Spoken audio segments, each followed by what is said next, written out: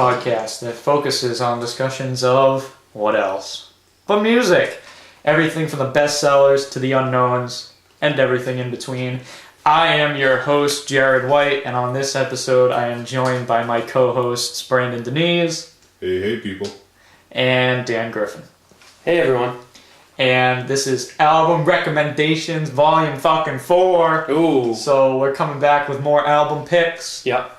The way the format of the show works is each host recommends 2 albums. One for one host and one for the other. So everyone recommends everyone else an album. You'll pick it up as we go along. We hope. Either that or you'll give up. But I'm going to spare no time. I'm just going to say we're going to kick right into it. And we're going to Dan with our first album, which is the album that I recommended to him. Okay, so Jared recommended me Good Kid, Mad with 2 A's, City, by Kendrick Lamar. Came out in 2012. I just gotta say, Jared, great album. I agree. Great album. Every song on here is so... It just gels into every other song. Every song is great. I will say this, my least favorite song on the album is Swimming Pools. Really? Which is probably one of the biggest... It was the lead-off single off of it. It's the... Stand up, drink, also. Right, that song. Listen to me, Kendrick. Yeah. I'm a devil that listen to me, Kendrick. Yeah, that one. But who would have thought a song about alcoholism would be like a smash hit? Maybe the reason it's my least favorite is because I just heard it so many times over last year. Yeah. But it's not my favorite song on the album. No. It's probably not my least favorite either. Here are some of my favorites. Poetic Justice. Real. I'm real. I'm real. I'm really, really real. Yep. Yeah. And Art of Peer Pressure, I thought was a good one. Yeah, that's a really good track. And and I love that he incorporates Dr. Dre on his track. And he was executive producer of the album. So. I actually listened to the deluxe version, which had a few extra bonus tracks. Bonus tracks, and I have to add this. This is a little irrelevant to the music, but I love the album covers. On the deluxe one, it's just a purple Dodge Grand Caravan minivan. I'm like, that's hilarious. Yeah. But yeah, I think that this, honestly, I think this is one of the best albums, definitely from the past few years of rap. I think so, definitely. That we'll probably be talking about this in 20 years still. I think it's like this generation's Illmatic or something like it really. I was really moved listening to the album. It was just so powerful, and it was all in all a great recommendation. What did you think about the way he brought like the concept of the album, like the storytelling through? Yeah, I definitely. It was it was a good. I love how he I don't like. I just it's hard to explain, but I liked every part of it, man. Yeah, I think it's really interesting. You have the first track, Sharan, which is sort of him driving in his mom's car to go visit his girlfriend. He explains like how he met her and stuff, and then the track ends with this great. There's these great I don't want to say skits, but spoken word sort of like interludes throughout the album. There's this great one at the end of the first track with his mom calling him on the phone saying, "Where are you? I need my car back. I got an appointment to go to. Your father bitching about some goddamn dominoes." And then he gets on the phone. He's like, "Dominoes? Where's my fucking dominoes?" Right. And like meanwhile he's like driving in his car to go visit his girlfriend. And then the second track is like because the album is subtitled A Short Film by Kendrick Lamar. Yep. That's what it says on the album cover. And the second track is the opening credits. Bitch Don't Kill My Vibe. Yeah. And then it's a standout song too. You sort of go back and you listen to how the story begins with him driving around in this car with his friends. You have the Art of Peer Pressure where he's sort of saying, I put on this act when I'm with the homies. With the homies. But it's not really me. I don't do these things. I don't get high. I don't rob people. I don't, I'm not violent when I'm just being me.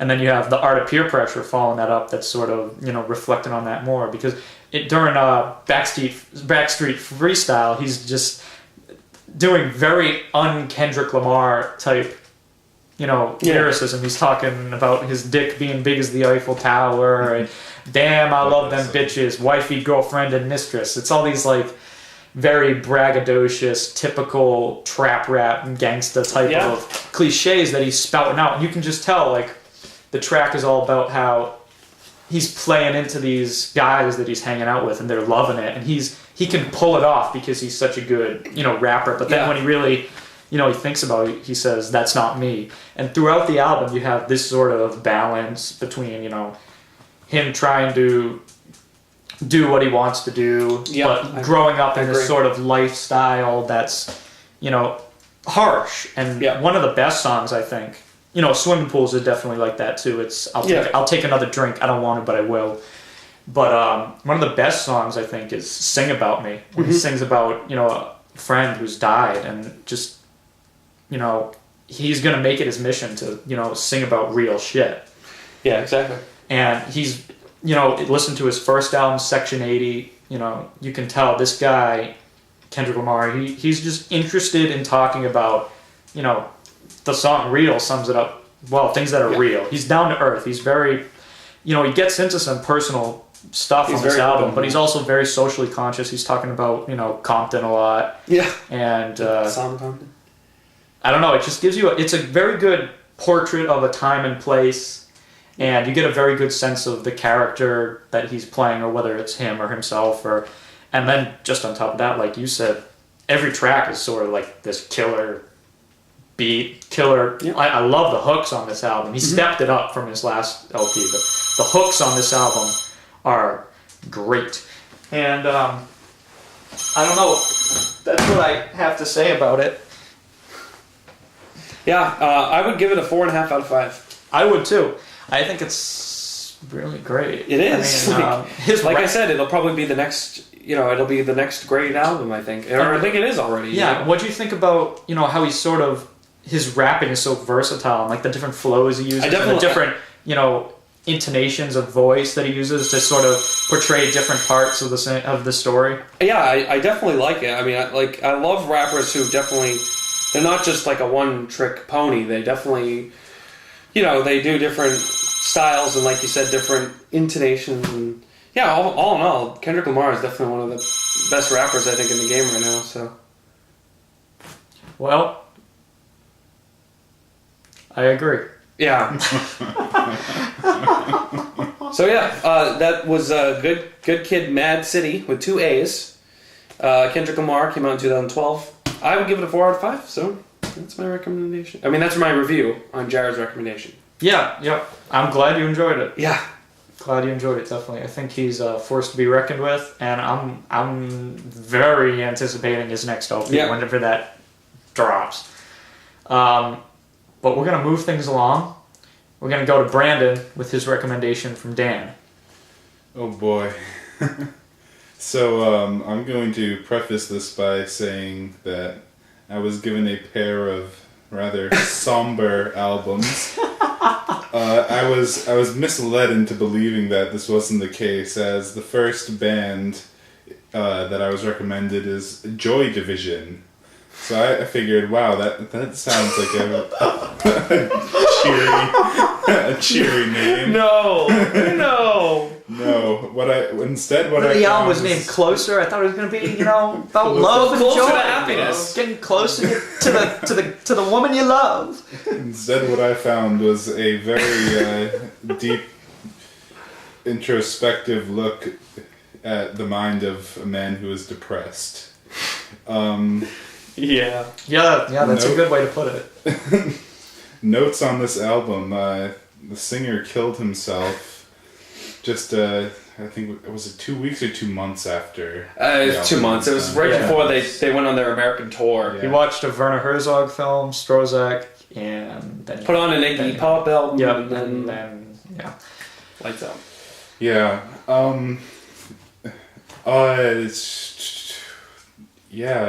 Emotions notwithstanding, it's a very good album. It's very emotionally impactful. Yes. The bass is what really stood out to me throughout the album. The bassist is fantastic. Peter Hook, great bass player. Yeah, very good sense of rhythm and pounding. He is so groovy, the whole album. Yeah. I was listening to this album first on my tablet, and it doesn't necessarily have good bass, so I was like, wow, this is just straight up depressing. Then I put on my headphones, like, there's some really groovy bass going on here that I just didn't get the sense of the first time I listened to it. Yeah, somewhat. The first time I, like, just as the album was starting, my first impression was that it was similar to The Doors, but, like, that's just sort of the vibe that I got. Like, when I listen to The Doors, I sort of have the same sort of, I don't know, detached emotion, I guess. I can see it definitely, especially in the vocal approaches of Jim Morrison compared to Ian Curtis. Sort of like that low, sort of, it's almost detached from the music almost. You get this sense that he's, in his own world. And I think, I can see the similarity, especially in that and the way the band plays together. It's not that wall of sound type thing. They're almost all doing their own little thing within the piece. Like I said, that was my first impression. As I went through the album, there's clear differences between the two bands in terms of emotion and content. I'm trying to be pretty PC right now. It's downer. But it's a very, very strong album, very beautiful. Some songs that stood out to me were, let me take a look here. I'm in notes all over the place. Some on my phone, some on paper. Branden has like a whole entourage of resources spread out right now. Some of the songs that I really dig were like Isolation and 24 Hours was another one that I really enjoyed. And then other bands that I sort of came to mind were Sisters of Mercy and The Cure. Yeah, those were two bands that, like, I could see they're definitely influences contemporaries with The Cure. I like this album a lot. I like the Always and Forever. My favorite song is the opening track, The Atrocity Exhibition. I don't know. I just love that song. It's such a good intro. It's very, powerful. Very in your The drums, face. I love Ian Curtis's voice too. It just, his voice is great. What a great band. A very short-lived band. Yeah. But I have a hard time picking between this one and Unknown Pleasures. They're both really good. Both really good. I mean, I think Unknown Pleasure is a bit more digestible, but Closer might be, their definitive sort of statement as a band. But it's hard to say when, their discography gets, cut so short by... Well, but I mean, they have a bunch of singles and stuff that they did. I mean, they were only a band for like 2 years. Yeah, exactly. Yeah. But, then they became New Order. Yeah. And sort of changed directions gradually. Completely. Gradually. The New Order's first album is still pretty post-punky. And then they sort of... They started listening to disco and stuff like that, yeah. Gradually incorporated the synthesizer elements. Mm-hmm. Released some great albums in the early 80s, too. Yeah. If I had to put a number to it, Joy Division's Closer, I'd give a 7 out of 10. Okay. All right. Fair enough. Yeah. Cool. So that equates to out of 5, 3.5. Okay. I'd probably give it a 4, but it's not something out of 10? out of 5. Out of 5. Yeah, I agree with the Jarrod. But it's not something I listen to every day. It's just every once in a while it's good to put on. And... Yeah. But any other thoughts on Joy Division? Closer? Yeah, no, they were like huge influences on a lot of bands that came after that. I know U2, surprisingly, they were a big influence on U2. And, U2's early stuff is very post-punky. And The Cure and stuff like that. But, yep. But yeah, so I definitely recommend them. They're bigger in England. I mean, they're fairly well known here, but they're like huge in England in comparison to here. But yeah, so I think you guys would like it. Yeah, so that was Joy Division, Closer. Thanks, Dan, for the recommendation. Thanks, Branden, for the review. We're moving along, and it's my turn now, and I'm talking about the album that Branden recommended me, which is from 2011. It's Little Hurricane's Homewrecker. Little Hurricane is stylized with no capitals for some reason. Okay, I'll go with it.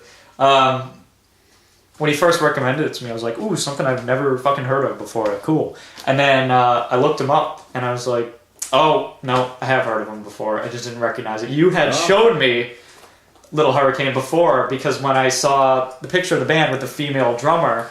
Right. I took one of their songs. You know, I thought, oh, I've seen a music video or a live video or something that you showed me, you know, probably a year ago from them, which was, you know, interesting, pretty good. And I have to say, it was a clever little fusion of blues rock with more current indie scene type of sound. And sounds accurate. I'm always tentative to go into things that are throwbacks or, you know, we're going to bring back rock and roll. It always seems sort of hollow to me, but this didn't feel, you know, gimmicky or, you know, like just some senseless derivative throwback. It did a good job, especially with the production. I like the production of this album a lot, with making it sound not like an old blues thing and not like just a new indie band. It carved out its own little sound production-wise. The opening track, it's Crocodile Tears. It's probably the best song on the album. I liked it a lot. It has this cool synthesizer whine, this sort of sound going on throughout the chorus, I think. And I don't know, it's just a cool, catchy little song. But it is, I think, the best song on the album. Like I said, throughout, the production is great. I like, it sort of has a casual grit to it. It's not an oppressive sort of grungy, dark, or sort of like they're not trying to be the Stooges. It's not like dirty, down low, but it has a grit to it. It has a, you know, some weight to it. It doesn't feel like it's just breezing along. It feels like it has some kind of presence to it with the percussion and just the guitar tones that were chosen throughout. There's some other songs I liked. I liked 4th of July. It's got a good groove to it, and it sounded like during the chorus there was a harmonica being played through a talk box. I don't know if that's what it was. I think that's what it is. But that's what it sounds like. I've never heard that before, I don't think. And it was cool, and I loved this track especially had very thumpy, big drumming to it. I like the slide guitar centered instrumental, Sunsets West. One of the cool things is that the guitarist actually makes his own slides for his guitars at Whiskey Bottlenecks and stuff. Yeah. Nice. Yeah, I like that song, and I like the big barnstorming title track towards the end of the album. It was sort of a home record. Yeah, probably the biggest blues song on this album. Just deep, dirty sort of blues rocker with some guitar solos and just some straight up, you know, blues songwriting. But I thought throughout, you know, some of the other songs just weren't as strong to me writing-wise. I love the sound of them. I love the production and sort of, like I said, the guitar tones and the big thumpy drumming. But the songs didn't seem as strong as the production or as strong as the album was sonically. I thought, you know, maybe this band, they didn't quite have the identity that, you know, I look for in like a favorite band or something. Like, I didn't immediately get a sense of who Little Hurricane was. I liked the music well enough, but I came away from it not really, you know, being able to totally get a picture of, you know, what they're going for. But I mean, both of the vocalists were pretty good. I actually wanted more of the female vocalist just because I liked the way that the two played off of each other. Definitely. Yeah. Like that's one of the big things that sort of makes this band stick out in my mind. They're not necessarily the best band that I've ever heard, but they stick out for me because like they have this sort of dynamic duo aspect going on for them, kind of like what the White Stripes had going for them. Yeah. But like they really synergize well together, I think. I wanted more of that. Yeah. That's where I felt that the band needed to show their identity. Like, that's what I want when I mean identity. I mean, like I wanted more. The songs that you've mentioned that you really like are the ones where they really show that. Like Crocodile Tears. One of my favorites is Give 'Em Hell. That song, like, you can really just feel that sort of synergy that they have. The singer and the male and the female singer. Yeah, definitely. Like I said, that's what I wanted more of. I felt a lot of... is this their first album? Yeah, this is their first Yeah, album. I felt a lot of potential in this. But like I said, the songwriting just wasn't quite strong enough, and I wanted them to play off each other more. I wanted more songs with the female vocalist. There were only a few, and I was kind of disappointed by that. I mean, coming away from just this LP, I'd say they feel more like an opening band than a headliner. Yeah. But because it's their first album, and I dug into production and sort of what they were going for. I mean, I liked it. I enjoyed it. It just didn't. Like I said, when the first track on an album is really like the best or the one that stands out to you most on first listen, it's sort of disappointing because I had never really heard them before. I didn't really remember what that clip you showed me from sounded like, and I love that first song. I was thinking, yeah, this is great. But throughout, it just didn't live up to quite that potential that, or sort of the expectations that I have set. So maybe if I listened to it more, I'd get more used to it. But I don't know. I liked it, like I said, but It's two people that the guy posted on Craigslist. I'm looking for a drummer. This is what you get. yeah, I mean it sounded like a good bar band, Yeah. which that's what they are. I'm game for a good bar band. I'd love to see them live, but probably wouldn't rush out to buy this LP. No. But I'd probably give it a 3 out of 5. I thought it was a fun little listen. Didn't overstay its welcome, and there wasn't anything on it that I disliked. So I'd give it a tentative thumbs up. Nice. If you're into blues rock or bands like the White Stripes, the Black Keys, you're gonna like this. I don't see why not. And I love that harmonica being played through the talk box. Yeah, Because I just I'm really never curious to hear this. There's some really cool stuff that they do, for sure. Neat little stuff. Like, they're trying, and that's what I appreciate. Give me more. Little Hurricane. Give me more. Yeah, their second album just came out sometime this year, so check that out. Maybe they have more for you. Maybe they have more. Yeah. That was. Thanks for the recommendation, Brandon. You're welcome. And Thank speaking you for of reviewing it. and speaking of Brandon's recommendations, we're going along to Dan with his recommendation from Brandon. Okay, so Brandon, he recommended me this album called Little Armageddon by a group from France called Skip the Use. I love the name of the band, I gotta say. They are an electro, funk, and rock band. That's true. Woo! With some elements of punk. Yeah, they've got some punk in there. Yeah. It sounds fun. Yeah, I gotta say, really like the album. Good. The opening riff hooked me in. It was so gripping the first time I heard that. That's a big component for me when I listen to an album is if it gets my attention. And it's, to give these guys credit, a lot of the albums that they've recommended me, and Ben as well, they hooked me right from within 20 seconds of the first song. So, I have to give, props to Brandon on that. Every song on this is really good. I love it was a very musical album. Musicians, it's just... It was a very musical album. You know what I mean? No, I don't know what you mean. Well, what the fuck do you mean? Well, I'm trying to explain it, but...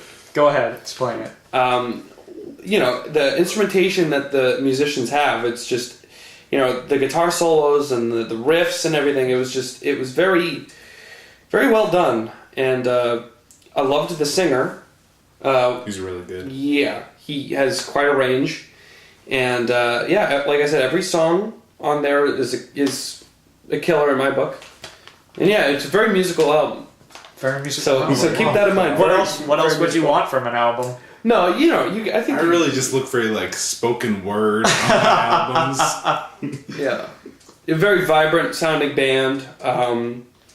I'd give it a 4 out of 5. Yeah,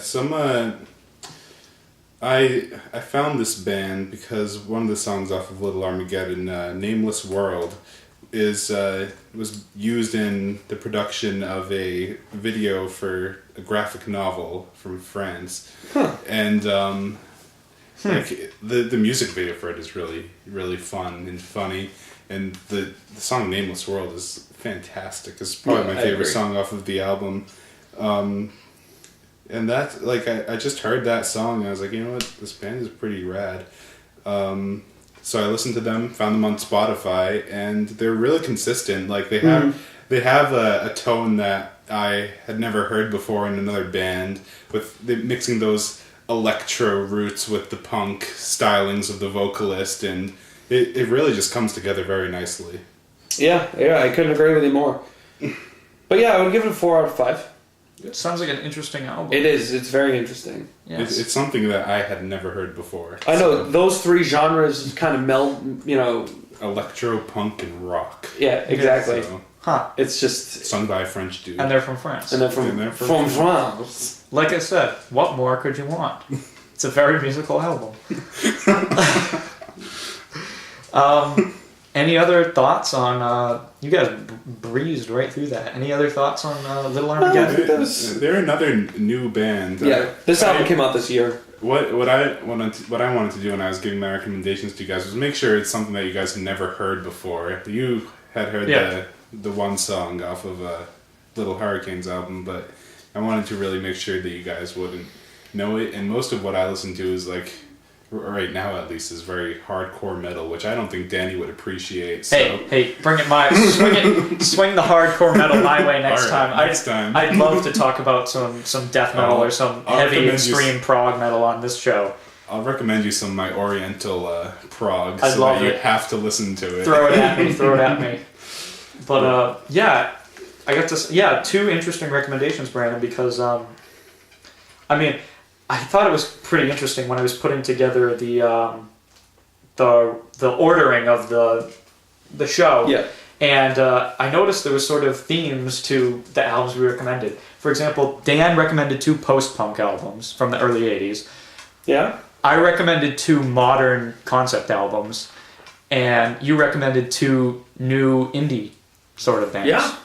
So that's interesting. I think it happened coincidentally. I didn't theme my recommendations, and I don't think you guys did, but it just sort of worked out that way. Yeah. What I'm listening to, Yeah, but that sounds interesting. I'd like to check that album out. I haven't heard it. Yeah, you would like it, Jarrod.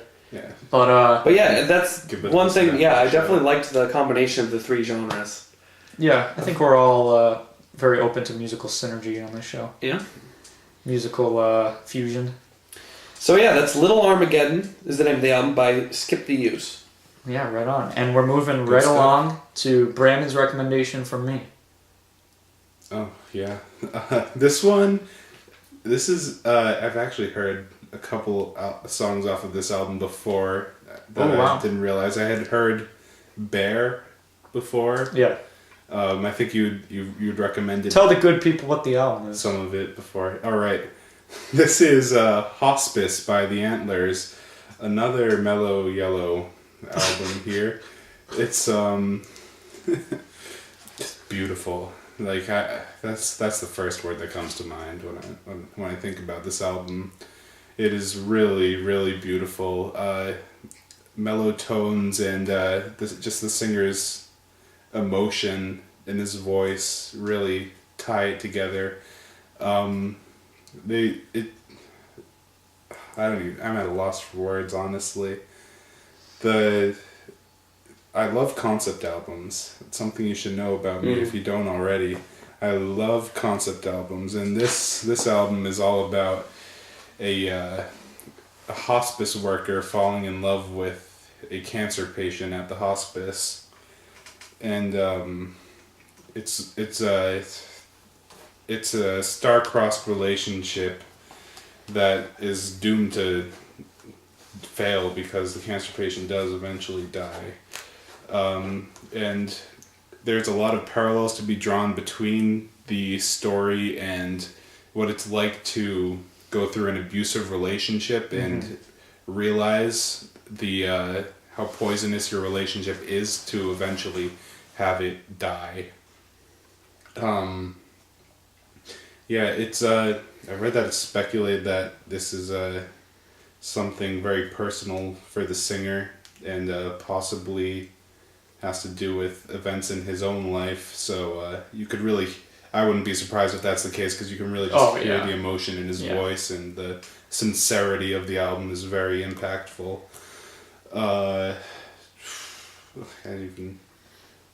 There's some tracks on the album are just really, really powerful. Bear is sort of has more upbeat tones to it, I guess. I'm not really sure how to describe it, but it's not as straight up mellow as other songs on the album, and what that brings is a dynamic shift that comes just before things really spiral out of control. It's also thematically and just subject based. It's a little like almost an interlude to the album because it's talking about something that's not, directly related to the patient, Right. Hospice worker relationship going on. It's we don't need to get into, Yeah, it sort of brings about a progression of events in the album. And I really I was trying to think of things to say about it, but it's beautiful. It's emotional, it's depressing, it's a roller coaster, honestly. Is it musical though? It's a very musical. It's very musical. I like the use of tones in the album. the fact that and just the pure and musicality rhythm, of it. the musicality and rhythm in the album. Yeah, Is it just a rock album? Like what's the? It's a sort of. It's a melding of sounds. It's indie. It's post-punk sometimes. Yeah, it's got a bit of a post-rock sound, some slowcore, some dream pop elements. It's sort of like some folksy elements. It's Yeah, it's like indie dream pop most of it. Yeah, that's a good way to put it. Yeah. Oh, okay. Yeah, this is an album. I'll just be upfront. It's one of my favorite albums. First time I heard it, I was with it, going along with it. Wow, this is interesting. Yeah, I like this song. Yeah, this is pretty good. And then when the final track came along, the epilogue, just that song, I was just for the first time listening to it and hearing, Silberman's lyrics and the delivery on that song, where it sounds like his voice is going to crack, and just what he's singing about, it all hit me, like almost at once. It all hit me. All the emotion of the whole album is sort of encapsulated in that last track. And one of the last lyrics of the album, when he says, "Your face was up against mine and I'm too terrified to sleep." Yeah. And just... it's huge. The whole it just in a whole wave and a whole rush, it hit me, and I just sat back and I just sat in silence for a while after the album ended. I just thought, just contemplated, and then I said, "Okay, I'm gonna put this away for a little bit." So I waited a whole day, and then came back to it the next day. And I think I listened to it like 3 times in a row. Oh man! And it's worth it. Every element of it I just find to be so perfect, and I love the story of it, but the story isn't really told in a very traditional concept album type of way. You could listen to this album and not really realize what it's really about, but when you follow along with the lyrics, you realize that, yeah, it's about, this hospice worker and this patient, but it really is about, like you said, this idea of an emotional relationship and being in love with someone who is killing you inside. Yep. And you would think, if you hadn't heard the album, that the abuser in the relationship is the hospice worker, but it's actually the other way around. The patient is really just emotionally and physically destroying the man who's trying to save her. And that really all comes through on the album after, she has died, and in the song Wake, which a lot of people like to say is the centerpiece of the album. That's sort of the track where it all comes together. And when you see what, the impact has been upon this character, I mean, and you just listening to it, you feel the weight of these events on your shoulders, and it's sort of a beautiful catharsis listening to it and coming to the end when he sort of lives through it, but it's still always there. Too terrified to sleep, like I said, is one of the last lyrics, and but just going beyond that, the music on the album is just so rich, and it's sort of... It's very musical. It's so musical, but like I was going to say, we couldn't quite come up with one genre for it because it sort of blends in all these genres. Like, I would say the first track, Kettering, is sort of a folk song, and I would say the last song is sort of a folk song too. But something like Bear is, I would say, straight up indie pop, indie rock. Yeah. And then there's post-rock on a song like Wake. And then there's one section of the album that's just pure sort of ambient. And they all sort of, dream pop elements all sort of blend together in this sort of, it's a story, but it's just sort of a portrait of this relationship. And the ups and downs and the sort of, highs and lows of what is eventually doomed to fail. And yeah, you said about Silverman's vocals, they're just, I love his voice. I've never heard someone really sing like that before. It's very emotional. Like, I've never heard anyone sing with so much emotion before. Yeah. Yeah, like, I wish I could have put it into such eloquent words as you did, but I've only listened to this album twice in full, and both times I was just emotionally destroyed afterwards. Oh, so yeah, it just... I haven't really hear it, thought through the musicality of it yet. It just, it just destroys you, but you don't feel, like, abused by it. You feel like it's opened you up to something. It's shown you its little world, and it changes yours, because you get a true insight into, Silberman's personality, just because of the very idiosyncratic and very unique type of take on indie music that he has, but also his emotion, his loves, his hates, his fear, his, everything. And it's concise, and it doesn't feel like, gushing my heart passion project, because he does put it in the sense of this story that you're invested in. You're invested in it. I don't know. You get, and he gives equal credit to, the abuser and the abusee. He could be very bitter towards this Sylvia character, but on the track Sylvia, he gives this huge insight into her life, and that this cancer is not her true nemesis. It's what will kill her, but she has had the odds stacked up against her so many times throughout her life, and she's lashing out because the world has been unfair to her, and it's just the coincidence that he's, the victim of the fury.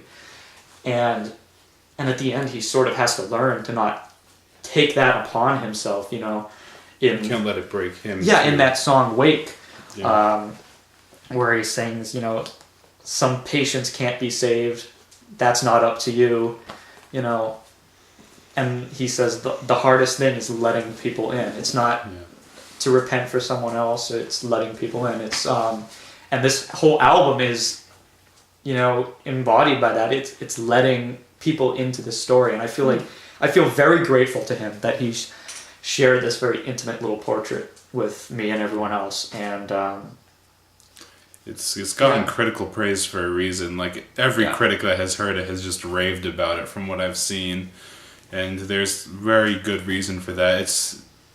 The emotional content is accessible for people who like any and all genres.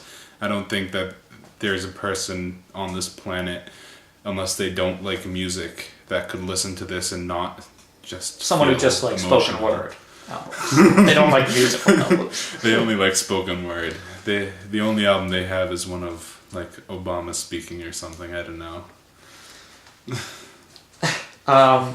Yeah, and just on the Antlers, I mean, it's basically Pete Silberman solo act. That's how it started with the first two albums. The first one's called Uprooted, and the second one's called In the Attic of the Universe. And then Hospice came along as sort of a full band, more of a band type outfit. I believe they're a trio now. And you went from solo to a trio. Yeah, they followed up with Burst Apart, which is sort of a more I've actually listened to that one. Yeah, I want to say that's a more traditional. It's definitely a more listened to that traditional one a few indie months album. ago. I like that one, but It's good. Yeah. their most recent one that's come out, Familiars. Oh boy, I've been This has been the summer of Familiars because it came out at the beginning of the summer, and I've just been listening to it this whole summer. I'll have to It's check it's almost as good as Hospice. You can't put it on the same level because it's so different. Oh, excuse me, I'm burping. Is it as sobering as Hospice is, or? I don't even want to say whether it's more or less. It's different. Okay. Sonically it's different. The lyrical content is different, but it's totally Antlers. It's totally Silverman, and I don't know. He keeps tackling new sounds with every album, and I mean, Hospice is the watershed. They probably won't ever make an album that's that good, and even if they will, it won't be regarded as that because that is the Antlers watershed album. But I mean, I recommend it to you for a reason, and it's one of my favorite albums ever for a reason, and that's what I have to say about it. I mean, 10 out of 10. Yeah, I agree. Very good. Very, very good album. I have nothing else to say. But thank you both for your very sobering recommendations. yeah, we'll have to. Okay, hold me Lighten to this. up, man. The next recommendation to Branden will be fucking fun. It'll be like I know mine is. It'll be Alright. something colorful and More joy. upbeat. Yeah. Yeah, that's the last thing I need. I just need a... More joyful. Just Yeah. take the next album that you pick from the Joy division of your album collection, I don't know, man. Yeah, so I'm glad you liked it. Wow, 10 out of 10. High rating. It's so good. It's a Yeah, I gotta hear this. Yeah, 10 out of 10, 5 out of 5, 2 thumbs up. Like I said, it's one of my favorite albums. Listen to it before you die, or probably more aptly while you're dying. That might be too much to take. That might kill me. Oh, no. But anyway, we're gonna move it right along. We're coming to the last album. Bless you. We're coming to the next album, which is by a band called the Teardrop Explodes. Yes. I don't know why I said that in such a douchey way. The Teardrop Explodes. It just sounded goofy. Have you ever listened to the Teardrop Explodes, man? Oh, you haven't? Fucking heathen. Oh, what are you, like, mainstream fucking Tool? The album is Kilimanjaro. It's their debut album. It's from 1980.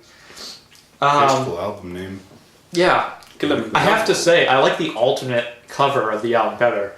The original album cover is just this. It's a cool little picture, sort of a psychedelic throwback to sort of album cover with just the different colored lights on just a picture of the band. It's a cool cover, but I really like the alternate cover. This picture of Kilimanjaro in the fog with these zebras standing in the foreground. Yeah. It doesn't fit with the album at all. Honestly, I'd say the other album cover fits better. Well, yeah. But it's such an evocative photograph. I agree with you. Honestly, I don't have much to say about this. Like, Okay. I was trying to take notes while I was listening to it. I just didn't have much to say. I can sort of sum up what I think about it. It's post-punk. Yeah. That's what it is. If you've heard the Talking Heads, if you've heard Joy Division, if you've heard Early New Order, if you've heard Echo and the Bunnymen, you sort of know what you're in for. A little more new wavy pop rock than like Joy Division, but it's those post-punk sounds. Is pop rock, like, can you use pop rock and post-punk in the same sentence like that? Yeah, you can. I would say, U2 sort of when they some of those like an album like The Unforgettable Fire, sort of a cross section between those two, or something like Echo and the Bunnymen's Ocean Rain. Yep. Very, very pop and lush sounding album, but it's still post-punk. Still like that's pop. Barracuda. Oh. No. Okay. I thought that's where you're going with that. No, what song is that I'm singing even? Isn't that the I just wander around? Go for a walk where it's precious and dark. Yeah. When you And do talk that, I about think like different Hangar things. 18 by Megadeth. Like. Yeah, I know. Yeah, No, Megadeth. the thrash. No, that's is Beast in the Harlot. Sorry. That's it's more post-punk is. Okay. What is that song? The Go for a walk where it's wild. I think it's like the second song on Talk that. about precious things. Yeah. I just wander around. No. that one? I think it's a Smith song. Oh, I thought you were Hide talking and about dark and talk about precious things. Oh,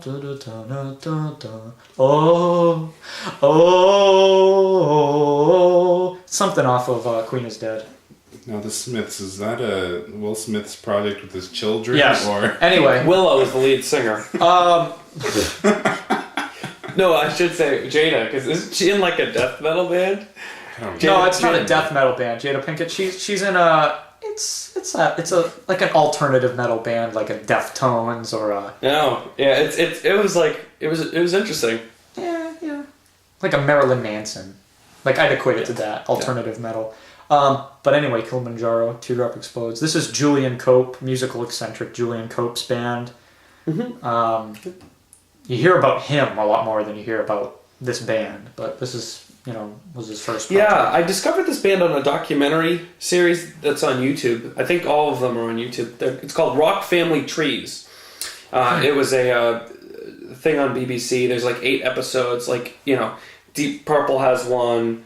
Fleetwood Mac has one. Just because there's been so many other bands that have emerged from those bands. Yeah. Or like a movement. And I discovered this band on a movement, and it was the new Mersey Beat. And it was basically talking about the movement in Liverpool, England from the 70s, mid to late 70s to like the 90s. The documentary came out in like 95 or so. Yeah. And like, Echo and the Bunnymen were discussed. Frankie Goes to Hollywood was discussed. Wahheat was discussed. And then this band for a large majority of it. And I'm like, oh, well, I don't think Jared's heard them, so. And I know Jared's a huge Bunnymen fan, so. I love Echo and the Bunnymen. This to me wasn't as, as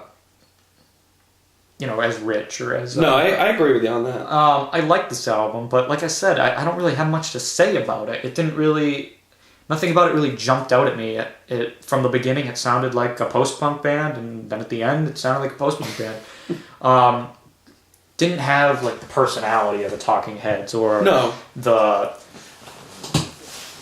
I don't know, the Echo and the Bunnymen. Just, I don't know. More personality, those bands. Or Joy Division, or... those bands, yeah. I like the song Bouncing Babies. That was probably my favorite song on this album. Weird lyrics, obviously. Had sort of a carnival-sounding synthesizer. Yeah. And really catchy, upbeat. A lot of cheesy synth, like horn synth sounds. Yeah, I like that track. I love cheesy songs. I have to say I listened to the original track listing of the album that doesn't have Reward on it. Okay. But I listened to Reward too, and I like that song. But it didn't stick out to me as, oh, this is the hit. It was just as good as some of the other songs. It was, nothing really stuck out to me as this is the hit. What would you give it as out of 5? 3 or 3.5. I mean, I liked it. I just don't have anything to say about it. Yeah. Okay. That's all I have to say. But it was a very musical album. Yeah. That's gonna come back to haunt me. It's already haunting you, my friend. Every single podcast from now on. Already haunting you. What I meant to say is the instrumentation was very... This is going to be a very musical podcast. Yeah. Hey, I even tried to sing The Smiths, so... Yeah. Yeah, somebody take that little audio clip of me singing whatever that Smith song is. It's one of the songs off Queen is Dead. I'm just blanking on it. I'm trying to think of the songs on that album. Don't ask me. And just take that little clip and make it into a soundbite and put it everywhere. Just for me, please. I want that as my ringtone when you call me. Go for a dark where it's quiet and dark and talk about precious things. I'll find out I'll tell you next. I'll look up I'll tell everyone. They probably know what it is anyway. I'll tell them next episode what it was. But that's the end of our episode. We talked about all kinds of stuff. Talked about Kendrick Lamar. Talked about Joy Division. Talked about Little Hurricane. Skip the Use. The Antlers. And the Teardrop Explodes. We'll be back next time. Branden will be joining us. Yeah. And we'll be talking about more album recommendations, and they won't be so depressing. Yeah. Thankfully. But, All right. two last points of interest. One is, if you've heard the song Temporary Secretary by Paul McCartney, do you like that song? Let me know. Send me an email letting me know whether or not you like that song. We both love this Just song. a simple yes or no will suffice. You don't even have to say what it's in relation to. Just send me an email with no subject that says yes or no. Or elaborate. Tell me what you like about it. I don't know. I love that song. Me too. But recently we've run into some people who have some very nasty things to say about it. And after this podcast, we're going to see what Brandon thinks. And Brandon will get back to everyone next week with whether or not he likes Temporary Secretary by Paul McCartney. Right. And the other point of notice is just, we're not going to talk about this. It's just going to be brought up. Just shout out and a tribute in silence to Mr. Robin Williams.